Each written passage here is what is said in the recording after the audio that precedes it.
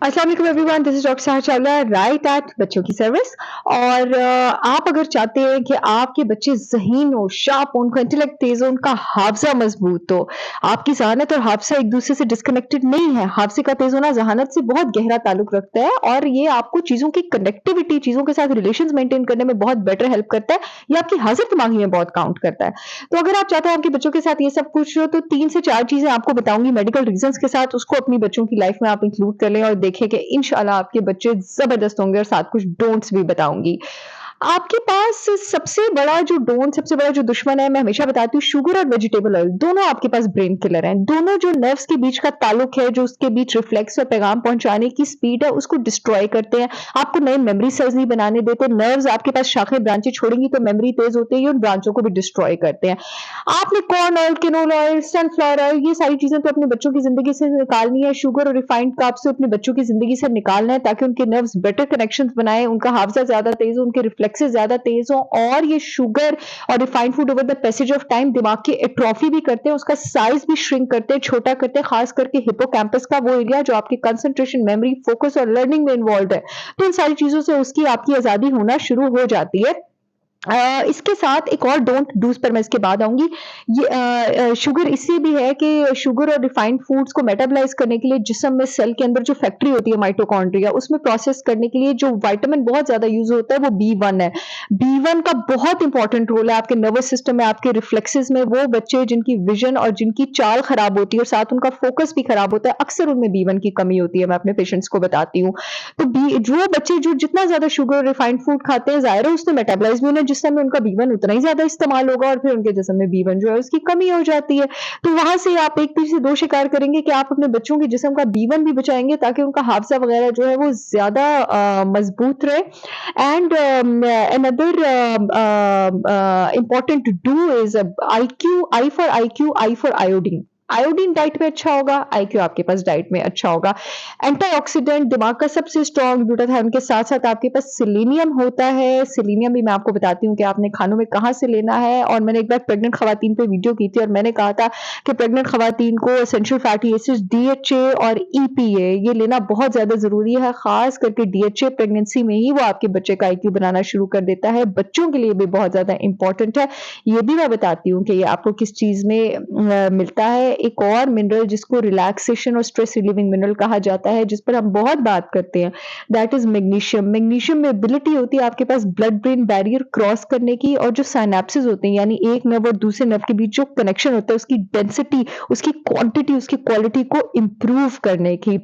Magnesium आपके पास leafy Green's में होता है, मैग्नीशियम आपके पास डेयरी प्रोडक्ट्स में होता है। तो और मोर ओवर अगर जिन बच्चों में मैग्नीशियम की कमी होती है, हाइपर एक्टिविटी भी होती है उनमें, वो सोते भी इतनी आसानी से नहीं है, उनका फोकस भी कम होता है, कॉग्निशन उनकी याददाश्त भी कम होती है। इस तरह से आप पहचान सकते हैं कि मैग्नीशियम में कमी है। जैसे बी1 में मैंने बताया कि विज़न का प्रॉब्लम हो सकता है, गेट का प्रॉब्लम हो सकता है, विटामिन ए की कमी से भी बच्चों को विज़न का प्रॉब्लम हो सकता है।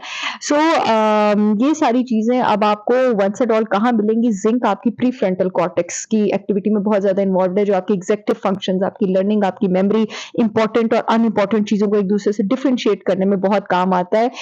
ज़िंक पर मैंने पहले भी बहुत ज़्यादा बात की थी। और ज़िंक भी जो 2 नर्व्स के बीच ताल्लुक होता है, जो रिफ्लेक्स ट्रांसफर होता है, जो सिनैप्सेस होते हैं, उसकी क्वांटिटी और उसकी डेंसिटी को वो भी इम्प्रूव करता है।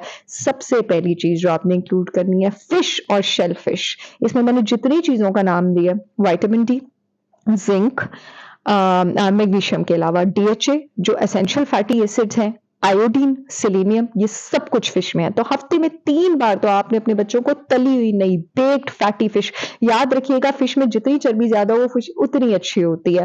बेक्ड फैटी फिश हफ्ते में 3 से 4 बार बच्चों के डिनर में आपके पास 5 से 7 आउंस इंक्लूडेड होनी चाहिए।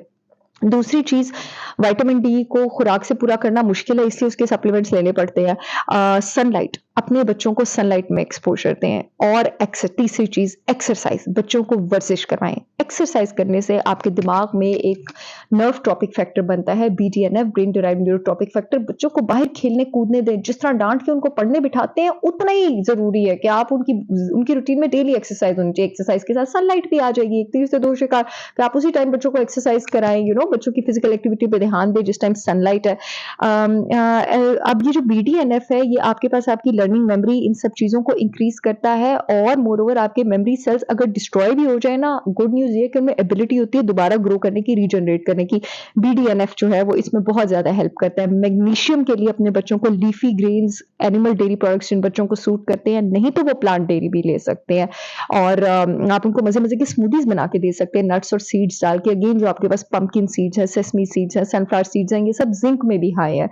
अम अदर देन दैट अपने बच्चों के खानों में प्रोबायोटिक फूड्स, प्लीज़ बच्चों का ज़ायका डेवलप करें फर्मेंटेड प्रोबायोटिक फूड्स का। उनको स्मूदीज़ देने तो फर्मेंटेड गोट मिल्क में दें, केफ़ीर में दें।